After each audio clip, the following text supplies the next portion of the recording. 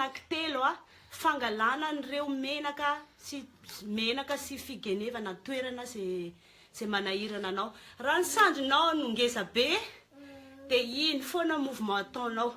Raha ohatra moa izy tianao tena hiasa tsara, asivy poids eny amin'ny tananao.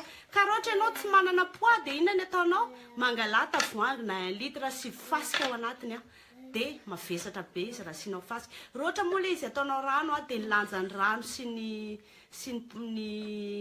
tavoahangy 1 kilo ny tavoahangy, 1 litre ny tavoahangy dia 1 kilo zany ny rano. Raha ohatra fasika izy dia lasa 3 kilo. Zao mouvement ataonao. Rehefa manao an'iny ianao afaka ampiakarinao ambonimbony ilay izy. Eto miasa, miakatra ny nononao. Astuce voalohany zay. Astuce faharoa, atao ahoana indray ny famerenana l'ekipa somary malazo somary mivareraka zavatra nataoko ilay izy mantsy dia iny mouvement iny.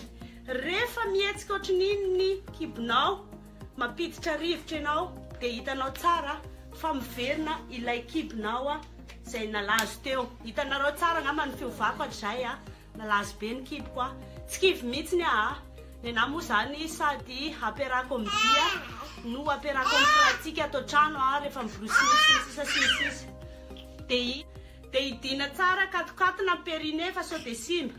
Raha te hanala ny fe dia iny fe moa zany miasa foana isanandro na tsy fantatsika raha hoe miasa izy io rehefa mandeha tongotra tsika dia miasa amin'ny fe.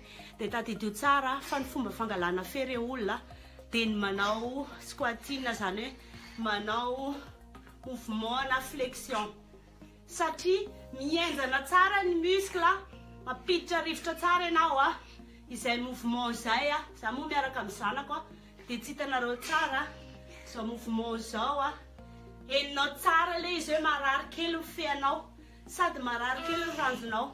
Tadidio fa rehefa manao izay foana ianao lasa mienjana tsara hoditra ny fenao io miala le fe malazolazo satria fetsika manko indraindray rehefa diso tsy ampy gainage, tsy ampy fampidirana rivotra dia lasa malalo. Dia zay mba astuce androany raha riseau antsika rehetra. Bisous.